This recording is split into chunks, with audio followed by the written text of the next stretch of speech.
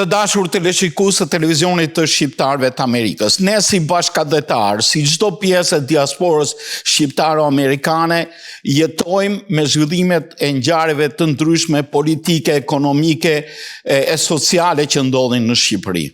Ka 2 javë që Shqipëria po zgjen, të paktën Tirana po zgjen me protesta të pandodhura më parë në këto 35 vjet, me protesta të organizuara jo nga forcat politike siç jemi mësuar deri më sot, por të organizuara nga një masë popullore e cila ndjehet e papërfaqësuar e denigruar nga qeveria.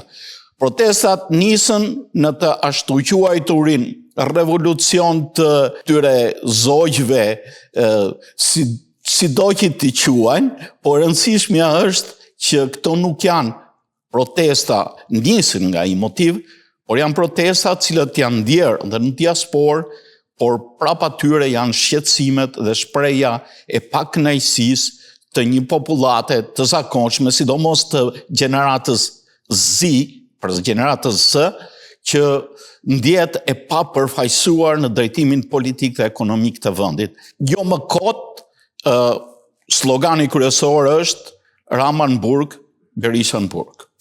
Kam këtu në studio Reginaldo Nazarkon, i njohur në emisionet tona për komentet e ndryshme për politikën e brendshme dhe t'jashme amerikane.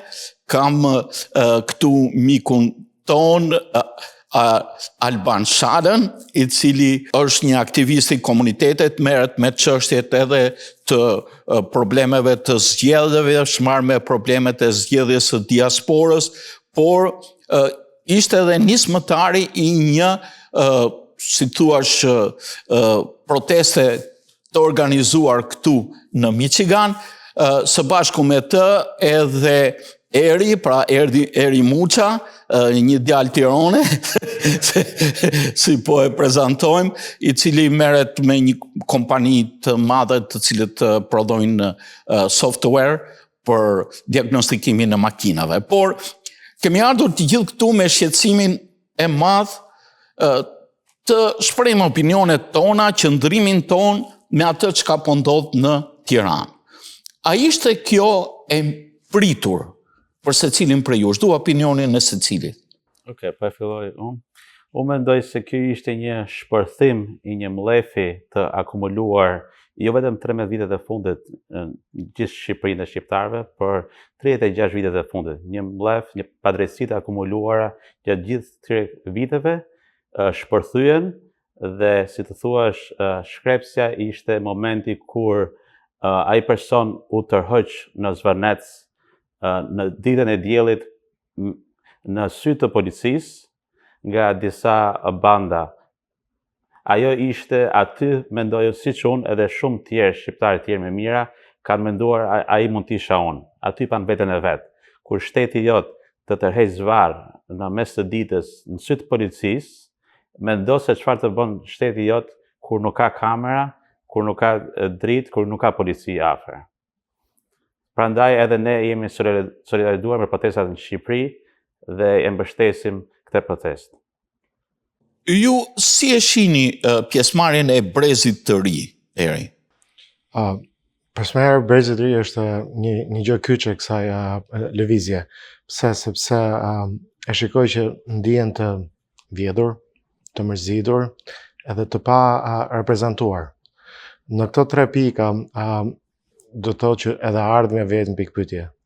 Jemi një kom që në këto vitet e fundit është të quajtur demokraci, nuk e kemi fituar akoma të drejtën për të qenë në një vend demokrat. Duket më shumë si një vend jo demokrat, një vend që është i organizuar në pole partijake edhe për interesat ngushta ecën vizioni vendit përpara në vend që qeveria dhe politika të përfaqësoj popullin edhe brezin.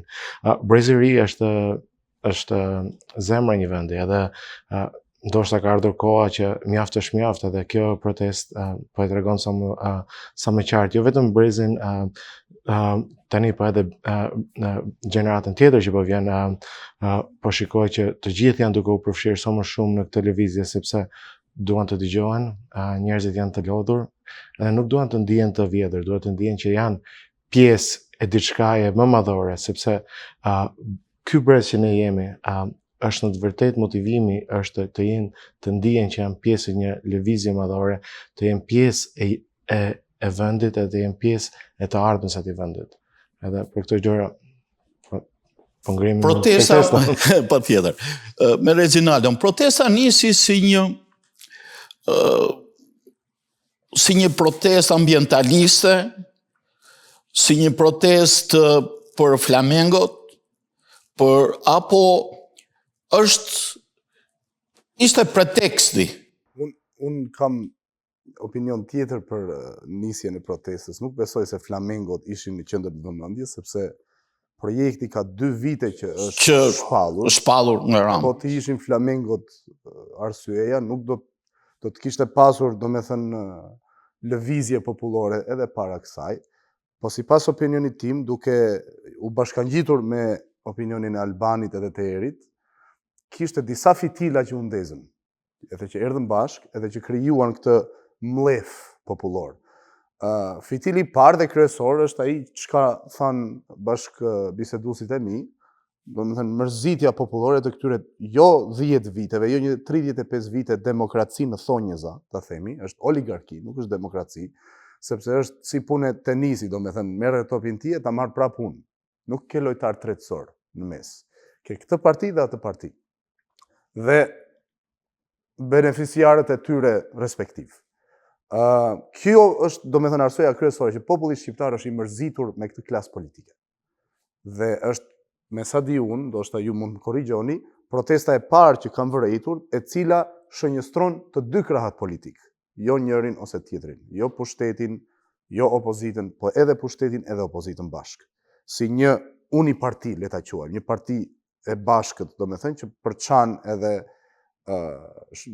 ndan popullin shqiptar për interesa vetjake oligarke. Fitili i dytë është klima ndërkombëtare, sipas mendimit tim. Klima ndërkombëtare që është prodhuar sidomos pas luftës në Gaza, pas marrëveshjeve që u bën në Gaza me situatën që po ndodh në lindjen e mesme, ka vënë në shënjestër administratën Trump, sigurisht, ka vënë edhe në shënjestër lëvizjet e ndryshme izraelite që po bëhen në mesdhe.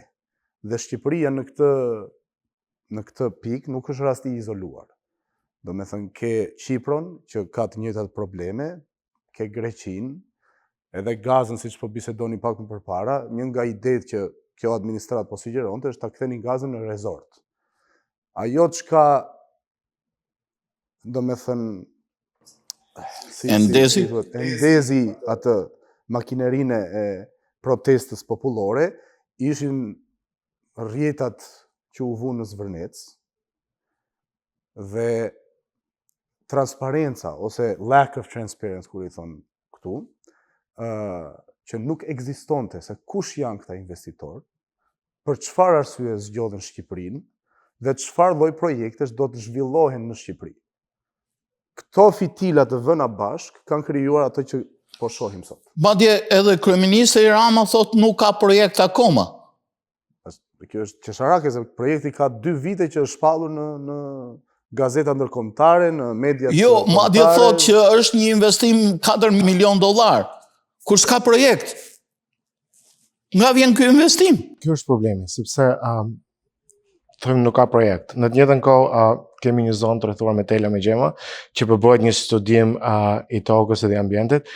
Besoj ato studio nuk ka nevojë të ruhen me tela me gjema për të bërë një survey të tokës edhe geologët të bërë. Patjetër, kështu që aty është diçka që nuk është diçka transparente. Edhe kjo është problemi thelbësor në anën e nuk është thjesht Zvërneci, është e gjitha, sepse kjo gjë ka ndodhur në shumë raste të tjera në Shqipëri që kemi Green Coast, ishte në të njëjtën linjë, do hapen vende pune, do bëhet kështu, do bëhet rrolli që po. Ishin çfarë ndodhi atje? Asgjë. Janë bërë një 400 vila dhe jetojnë ca pasanik edhe kaq. Pastaj ishin incineratorët, u kalua një ligj emergjent që basically do t'i bënim sa më shpejt, ku janë incineratorët? Kemi ndonjë incinerator që punon? Edhe kjo puna e Zvernecit është pak interesante sepse po del në një mënyrë shumë të shpejtë, në një mënyrë jo të pastër, që ky investim është investimi i jetës për Shqipërisë. Unë se besoj këtë gjë sepse nuk ka ndodhur ndonjëherë në një vend kaq vogël të jetë një investim kaq i madh saç bëhet fjalë shpesh sidomos për këtë sa metra katror sipërfaqe është Zverneci. Kështu që aty ka vjedhje. Duhet ta themi, aty ka vjedhje sepse kush janë pronarët e tokës, si po trajtohet kjo gjë. Në bazë të kësaj duhet të ecim në hapat e tjerë. Edhe po mos kishte vjedhje, nuk do hynte Spaku. Pse hyri Spaku? Hyri për këtë gjë. Edhe Spaku ka nxjerr edhe elementët kriminal që lidhen me blerjen e këtyre trojave, sipas atyre raporteve të fundit, edhe kompania Landings që kishte lidhje edhe me këta financuesit sheikët. Po pra. Edhe kjo kompani ka problematika me lidhje kriminale, tash si del që gjithë ky investimi i madh që do ndryshonte fatin e Shqipërisë është mbi një bazë kriminale, apo jo? Po, ku është ky investim kaq i madh? Nuk e ka parë kush. Ku janë këto shifra që po flasim, këto vende pune që po hidhen lart e poshtë? Ku janë që njerëzit i shikojnë, të lexojmë dhe të kuptojmë? Ku janë? Albani? Ne si diasporë që jetojmë perëndim, jemi pro investimeve, jemi kapitalistë. Ne jemi pro investimeve perëndimore në Shqipëri, aq më tepër amerikane. E aq më mirë edhe nga familja Trump, që është brand internacional. Ne jemi pro investimeve, po ne jemi pro transparencës, sepse duke bërë transparencë, aktorët kriminal nuk mund të afrojnë dot. Dhe fatkeqësia që ka ndodhur me disinformimin në media, për shembull the left-wing media, mediat e majta, si në Amerikë, si në Europë, dhe agjenturat ruso-serbe ose armike të vendit tonë, i japin akoma më eko këtyre mediave të majta, duke e portretizuar këtë protestën shqiptare si një protestë e popullit shqiptar kundra familjes Trump. Jo, kjo nuk është e vërtetë, kjo është gënjeshtër. Populli shqiptar është shuar kundër korrupsionit klasës vjetër politike, jo kundra investimeve. Ato me mira shqiptarë dalin në rrugë sepse kanë padrejtësi në kurrizën e tyre, ose të prindërve të tyre, ose fëmijëve të tyre nga kjo klasë politike. Nuk kanë asnjë lloj padrejtësie ndaj shtetit amerikan ose investimeve amerikane. Por më tepër, familja Trump ose një investitor i madh amerikan nuk ka nevojë për një ishull shqiptar. Ato mund të shkojnë të blejnë ishull kudo në botë. Easy, shumë thjesht.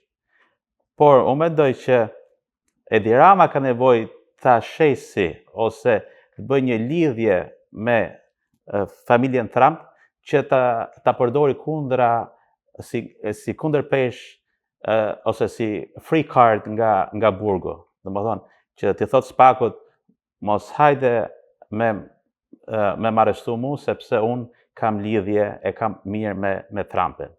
Domethënë Edi Rama ka shumë nevojë të bëjë lidhje me familjen Trump. Jo familja Trump për ishull. Ato mund të blenë çdo ishull, kudo që të kenë qef. Të dashur teleshikues të televizionit të shqiptarëve të Amerikës, po ndërpresim këtu emisionin për një pauzë të shkurtër publicitare, do të kthehemi pas pak.